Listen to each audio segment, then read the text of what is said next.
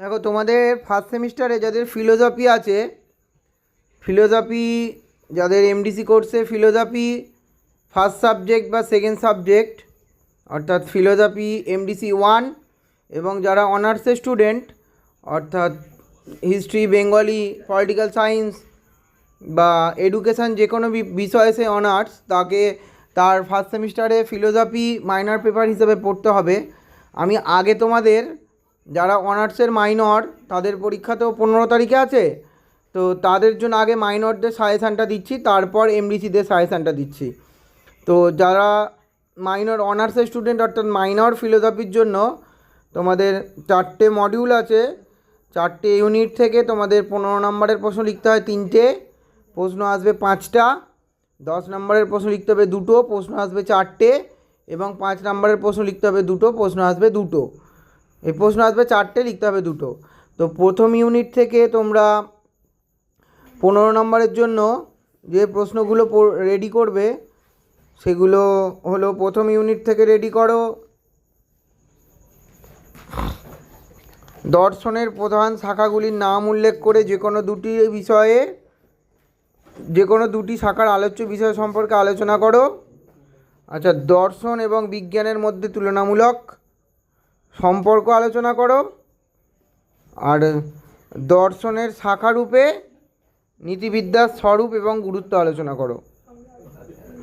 আর দর্শনের মৌলিক বৈশিষ্ট্য।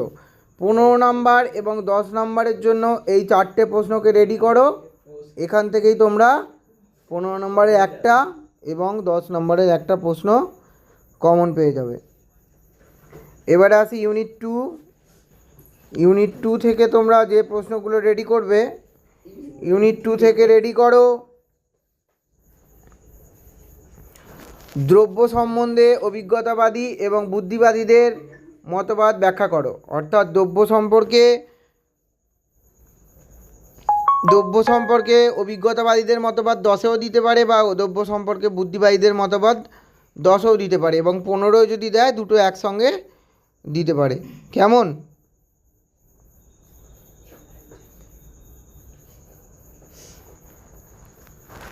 আচ্ছা, নেক্সট, কার্যকরণ সম্বন্ধে হিউমের সতত সংযোগ তত্ত্বটি ব্যাখ্যা করো। প্রসক্তি সম্বন্ধ কাকে বলে, প্রসক্তি সম্বন্ধের প্রকৃতি কী, কার্যকরণ সম্বন্ধে প্রসক্তি তত্ত্ব ব্যাখ্যা করো। এই 3টে প্রশ্নকে তোমরা 15 নম্বর এবং 10 নম্বরের জন্য রেডি করো। আর যদি সময় পাও, দ্রব্য সম্পর্কে লকের এবং বাকলের মতবাদ ব্যাখ্যা করে এই প্রশ্নটা একটু দেখে যাও যারা মাইনর ফিলোসফি মাইনর রয়েছে। ইউনিট 3 থেকে পড়ো জানা শব্দটি কত প্রকার অর্থে ব্যবহার করা হয়, কি কি, প্রত্যেক প্রকার জানার উদাহরণসহ ব্যাখ্যা। আচ্ছা, জ্ঞানের উৎপত্তি সম্পর্কে বুদ্ধিবাদীদের তত্ত্ব, বাচনিক জ্ঞানের আবশ্যিক এবং পর্যাপ্ত শর্তগুলি উদাহরণসহ ব্যাখ্যা করো।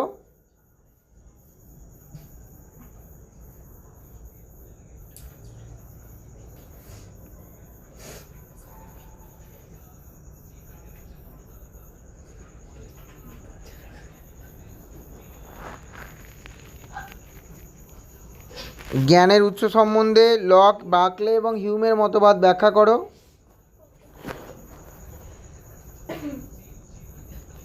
এই 4টে প্রশ্ন ইউনিট 3 থেকে রেডি করো। আচ্ছা, ইউনিট 4 থেকে রেডি করো উদ্দেশ্য এবং অভিপ্রায়ের মধ্যে পার্থক্য, উদ্দেশ্য অভিপ্রায়ের মধ্যে কোনটি নৈতিক বিচারের বিষয়বস্তু উদাহরণসহ আলোচনা করো। নীতিবিদ্যার বিভিন্ন শাখাগুলি সম্পর্কে আলোচনা করো।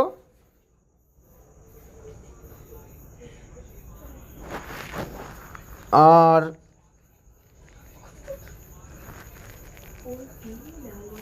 নৈতিক বিচারের বিষয় সম্পর্কে বিস্তারিত আলোচনা করো। নৈতিক অনৈতিক ক্রিয়ার পার্থক্যটা যদি পারো 10-এর জন্য পড়তে পারো। ইউনিট 4 থেকে এই প্রশ্নগুলো রেডি করো যারা মাইনর কোর্সের স্টুডেন্ট ফিলোসফি। আচ্ছা, এবং 5 নম্বরের জন্য পড়ো তোমরা দর্শন এবং বিজ্ঞানের মধ্যে সম্পর্ক, অধিবিদ্যা জ্ঞানবিদ্যার মধ্যে সম্পর্ক, বিজ্ঞান ও দর্শনের মধ্যে পার্থক্য, নীতিবিদ্যার আলোচ্য বিষয়, অধিকার এবং কর্তব্যের ধারণা, কর্তব্য সদ্গুণ সম্বন্ধ, দ্রব্য সম্পর্কে অ্যারিস্টটলের মতবাদ, কার্যকরণ সম্বন্ধে আবশ্যিক শর্ত এবং পর্যাপ্ত শর্তের পার্থক্য। আচ্ছা, বিশ্লেষক এবং সংশ্লেষক বচনের মধ্যে পার্থক্য, দুর্বল এবং সবল অর্থে জানা বলতে কী বোঝো, নৈতিক ক্রিয়া অনৈতিক ক্রিয়ার পার্থক্য, কান্টের বিচারবাদ, আর বাচনিক জ্ঞান এবং কর্ম সম্পাদনামূলক জ্ঞানের মধ্যে পার্থক্য। এগুলো যারা মাইনরের স্টুডেন্ট তারা এই প্রশ্নগুলো পড়ো। যারা এমডিসি কোর্সের স্টুডেন্ট তাদের জন্য বলি, যারা এমডিসি ফার্স্ট সাবজেক্ট বা সেকেন্ড সাবজেক্ট ফিলোসফি রয়েছে তো তাদের জন্য করো প্রথম অধ্যায় থেকে, অর্থাৎ প্রথম ইউনিট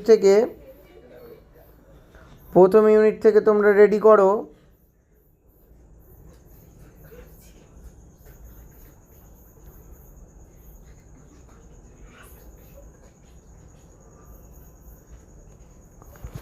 দর্শনের বিভিন্ন শাখাগুলি সম্পর্কে আলোচনা করো। দর্শন কাকে বলে, দর্শনের প্রকৃতি এবং স্বরূপ, দর্শনের শাখারূপে নীতিবিদ্যার স্বরূপ।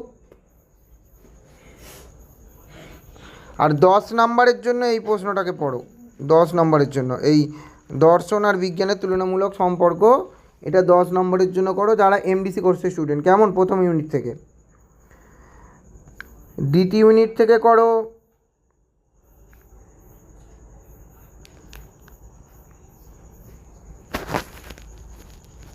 দ্রব্য সম্পর্কে বুদ্ধিবাদী এবং অভিজ্ঞতাবাদীদের মতবাদ,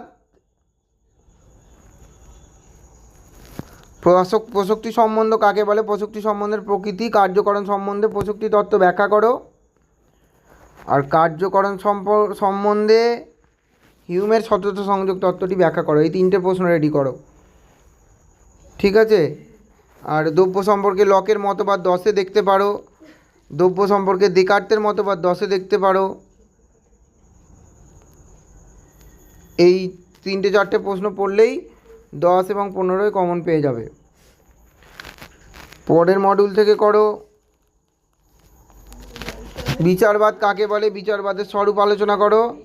বাচনিক জ্ঞানের আবশ্যিক এবং পর্যাপ্ত শর্ত, জ্ঞানের উৎপত্তি সম্পর্কে বুদ্ধিবাদীদের তত্ত্ব, জ্ঞানের উৎপত্তি সম্পর্কে অভিজ্ঞতাবাদীদের তত্ত্ব। আর জানা শব্দটি কত অর্থে ব্যবহার করা হয় 10 নম্বরের জন্য পড়ো, ঠিক আছে? আচ্ছা, ইউনিট 4 থেকে পড়ো নৈতিক ক্রিয়া কাকে বলে, নৈতিক অনৈতিক ক্রিয়ার পার্থক্য, উদ্দেশ্য অভিপ্রায়ের মধ্যে পার্থক্য, উদ্দেশ্য অভিপ্রায়ের মধ্যে কোনটি নৈতিক বিচারের বিষয়বস্তু, নীতিবিদ্যার বিভিন্ন শাখা। আর এই 3টে প্রশ্নকে পড়লেই হবে ইউনিট 4 থেকে যারা এমডিসি কোর্সের স্টুডেন্ট। কেমন? 5 নম্বরের জন্য পড়ো অধিবিদ্যা কাকে বলে, অধিবিদ্যা সত্তা এবং আভাসের মধ্যে পার্থক্য, অধিবিদ্যা জ্ঞানবিদ্যার মধ্যে সম্পর্ক, দর্শনের বৈশিষ্ট্য, নীতিবিদ্যার আলোচ্য বিষয়, কর্তব্য সদ্গুণের মধ্যে সম্বন্ধ, দ্রব্য সম্পর্কে অ্যারিস্টটলের মতবাদ, কার্যকরণ সম্পর্কে আবশ্যিক শর্ত এবং পর্যাপ্ত শর্তের মধ্যে পার্থক্য, লক কীভাবে মুখ্য গুণ গৌণ গুণের পার্থক্য দেখিয়েছেন, জানা শব্দটি বিভিন্ন অর্থে উদাহরণসহ ব্যাখ্যা, বিশ্লেষক সংশ্লেষক বচনের মধ্যে পার্থক্য। আচ্ছা, আর দুর্বল সবল অর্থে জানা বলতে কী বোঝো, পূর্বত সিদ্ধ পরত সিদ্ধ বচনের পার্থক্য। আর একটা প্রশ্ন বলি, 5-এর এতগুলো প্রশ্ন করার দরকার নেই, প্রথম থেকে গুনে গুনে 10খানা প্রশ্ন পড়ো, এখান থেকে 2টো কোশ্চেন কমন পেয়ে যাবে। আর এই লাস্টের পাতাটা থেকে পূর্বত সিদ্ধ পরত সিদ্ধ আর উদ্দেশ্য অভিপ্রায়, নৈতিক ক্রিয়া অনৈতিক ক্রিয়ার পার্থক্য, ঠিক আছে? এই প্রশ্নগুলো পড়ো, এখান থেকেই তোমরা কোশ্চেন কমন পেয়ে যাবে। যা এমডিসি এবং মাইনর কোর্সে যাদের ফিলোসফি রয়েছে এই প্রশ্নগুলোকে রেডি করো, তাহলেই এনাফ, যথেষ্ট। আর যদি তোমাদের ভিডিওটা প্রয়োজনে কারোর কাজে লাগে তো বন্ধুদের সঙ্গে শেয়ার করো, চ্যানেলটিকে সাবস্ক্রাইব করো, আর একটা লাইক করো, কমসে কম একটা লাইক করো। আর যদি অন্য কোনো সাবজেক্টে সাজেশনের প্রয়োজন হয় আমাকে কমেন্টস করো। তোমরা সবাই সুস্থ থেকো, ভালো থেকো, পরীক্ষা খুব ভালো করে দিও।